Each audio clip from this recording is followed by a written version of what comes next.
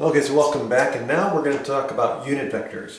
So there's a lot of situations that will come up where we want to deal with calculations and where unit vectors are going to be very useful in simplifying calculations, but it keeps the vector in the same direction of the vector we're working with, but again simplifies the calculations because the magnitude of a unit vector is just 1.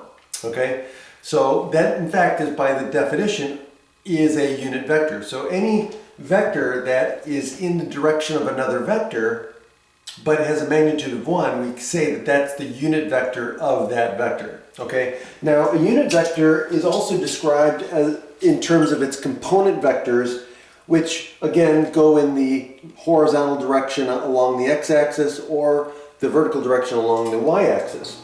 But again, they're one unit. Okay, in magnitude. So if we look at a unit vector along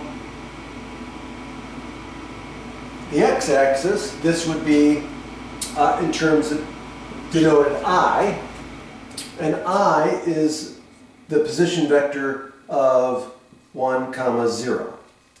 Okay, then the vertical component is along the y-axis, and that would be j, and that would be of the form 0, 1. Okay, and so that's how we're going to describe a unit vector. Now, how do we calculate the unit vector? So if a vector v is non-zero vector, so we're talking about something that is not a zero vector. So a zero vector would be something that looks like that. That's a zero vector. Okay, so when we say non-zero vector, we're saying that something that does not have zeros for all of its components. Okay, so if v is a non-zero vector, then v, the unit vector, is given by this formula.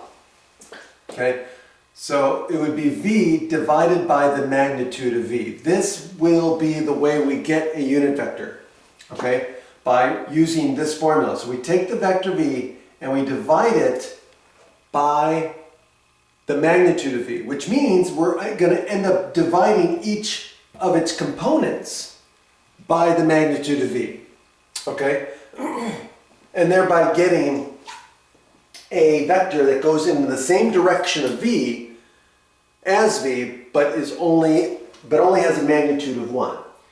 Okay, so now any vector divided by its magnitude is by definition a unit vector.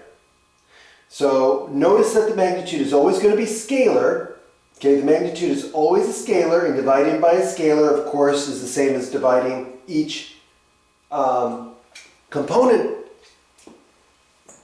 of the vector by that scalar. Or if you want to also think about it as multiplication, since we did scalar multiplication, since this gives us a scalar, we could also look at this as multiplying the vector by the reciprocal of the magnitude, which is a scalar. It's the exact same thing as a scalar multiplication.